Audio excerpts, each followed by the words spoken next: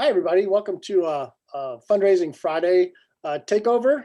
I'm Ron Wastyn along with Randy Richards. Both of us will be teaching in the Not-for-Profit Leadership Certificate coming at the end of this month. And specifically, Dr. Richards is going to join us in our sessions on supervision and leading change. And today we're just going to have a very brief conversation about what we can expect in the section of the certificate when it comes to leading change. So Randy, welcome. And I want to ask you, based on your years of experience in teaching and consulting, what do you consider a couple leadership challenges that not-for-profit organizations are going to face in the next couple of years? Well, I think that may be the most important question that can be asked at this point. Having seen all of the body blows that they've absorbed in the last 12 months, that turns out, I think, to be the most significant question. And I think, as I look at it, the challenge that they face is to stop, not react, but to take the time to think carefully about the situation they're in and the particularities of the environment that they face, and not to rush into finding quick solutions, but to analyze the situation, to really understand what it is that they face and how they might move forward. And to do that, you need to step out of the action.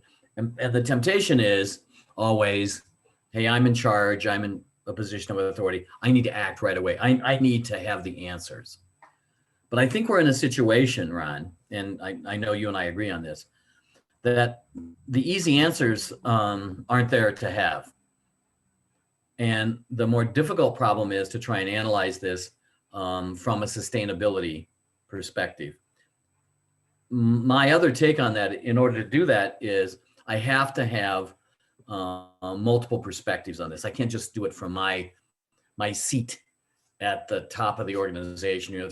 I need to understand this from a possible perspective as possible, which means then I have to engage other people inside the organization and even other people outside the organization to try and understand the complexity of the challenges that we face.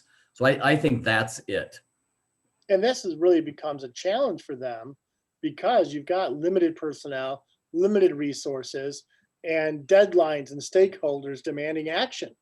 Yeah. So there really is no easy solution. So we might say, take some time and think, but we do recognize that that's much more easier said than done. In the small, that needs to be nimble, not-for-profit organization. Right, and I agree. And that's the challenge. But if we don't do that, then